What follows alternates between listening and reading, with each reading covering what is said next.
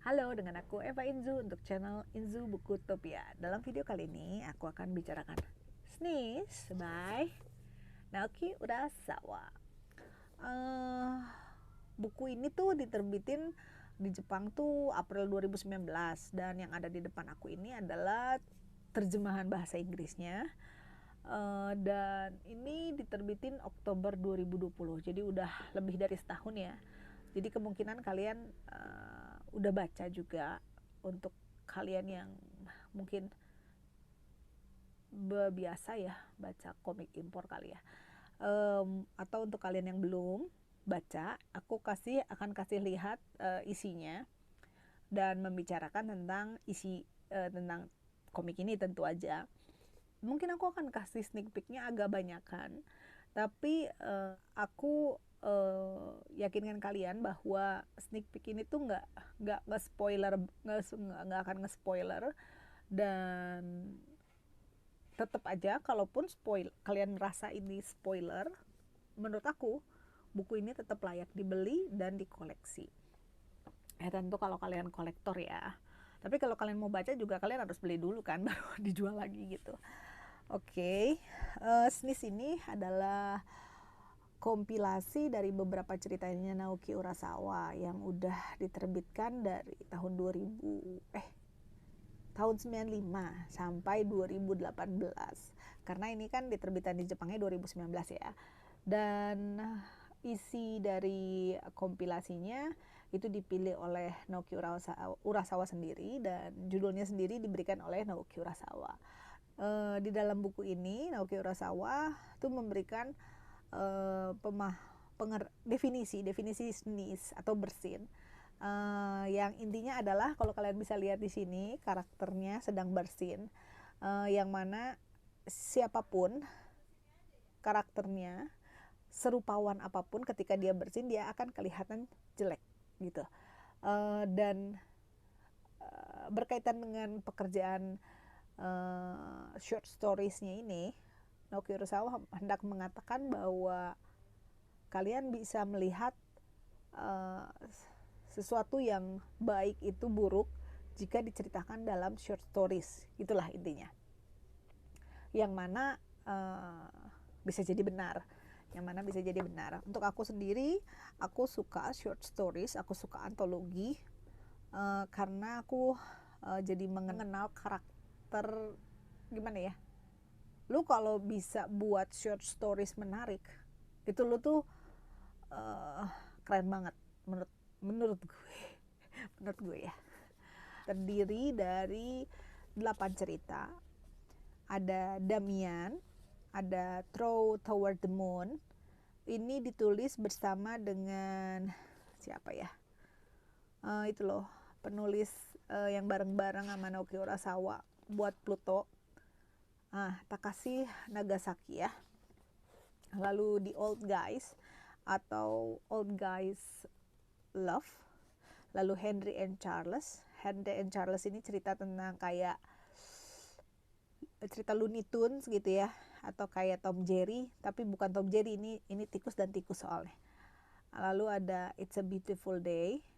It's a Beautiful Day ini diprakarsai oleh Kenji Endo, seorang musisi Jepang ya yang terkenal ya untuk folk music, yang mana Kenji Endo ini menginspirasi banyak anak muda Jepang ya, seperti Naoki Urasawa juga lah ya, menginspirasi Naoki Urasawa juga. Lalu seperti kalian tahu, 20th Century Boys itu kan karakter Kenji itu main musiknya kayaknya musiknya folk gitu kan.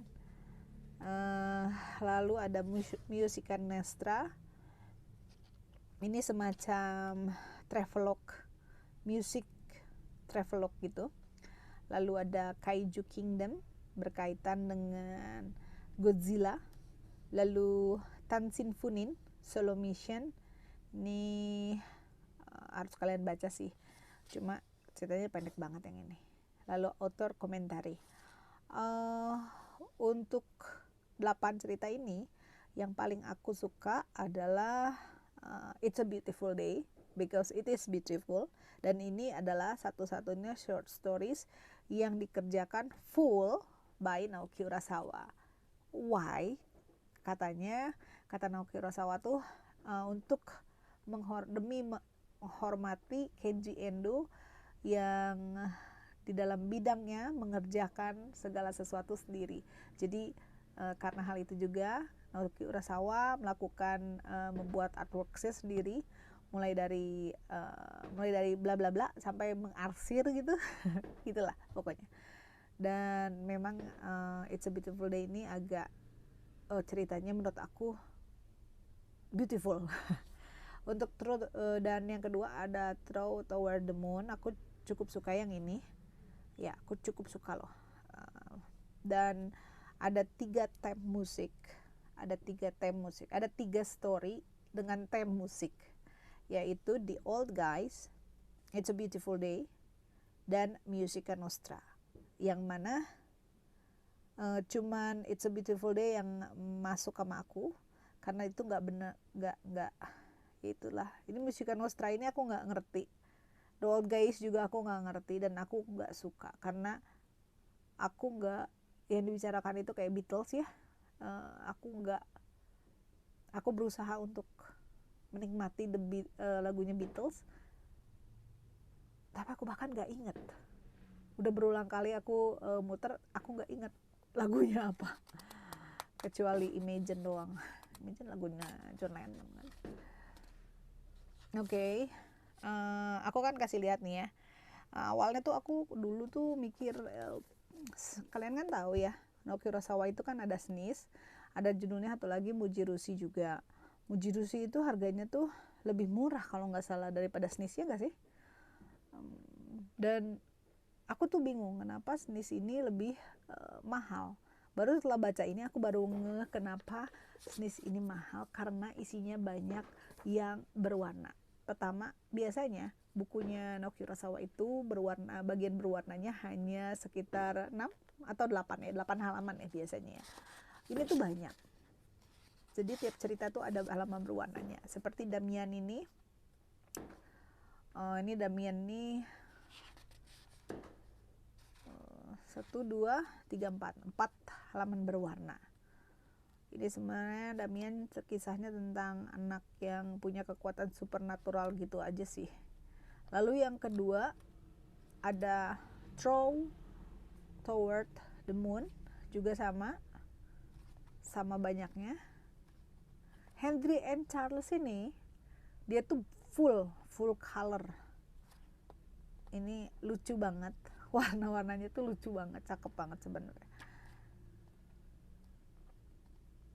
Full color kan, itu yang jadi banyak banget halaman berwarnanya di dalam satu buku.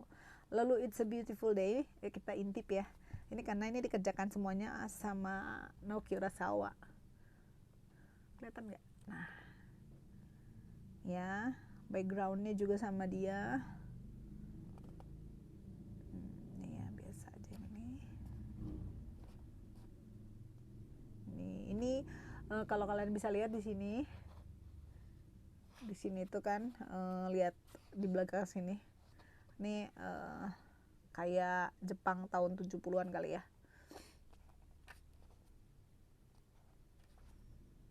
Cuma memang gambarnya sih modern ya.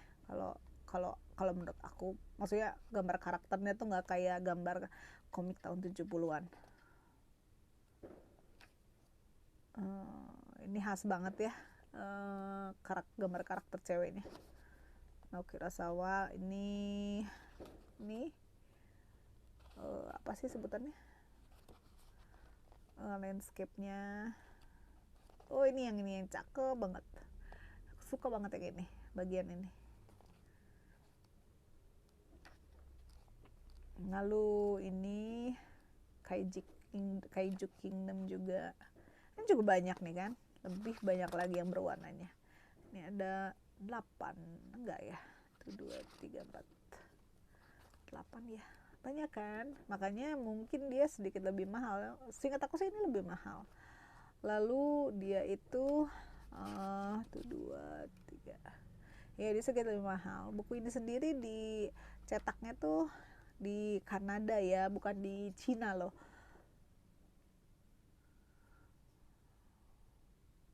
Ya di Kanada, bukan di Cina. Mujirushi aku nggak lihat sih, nggak tahu sih dari mana. Dan menurut aku sih ini semua antologi komik itu layak untuk dikoleksi. Aku bilang layak, tapi bukan berarti harus, karena kalau harus mah gimana ya, subjektif.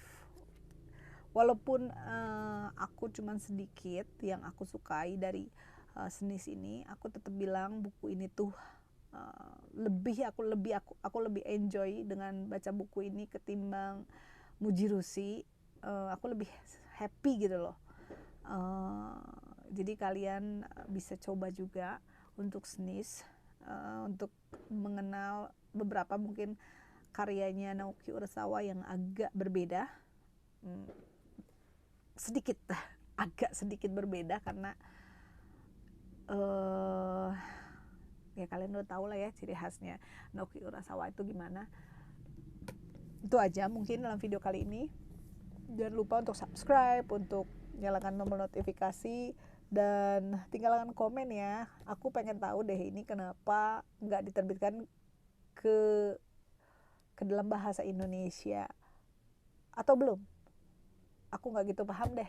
Kalau misalnya kalian ada yang tahu informasinya, bisa komen di video ini. Really appreciated. Dan sampai jumpa lagi di video selanjutnya. Dan selamat tahun baru. Semoga kalian semakin hoki ya, semakin berbahagia, semakin sehat, semakin baik pokoknya segalanya. Oke? Bye bye.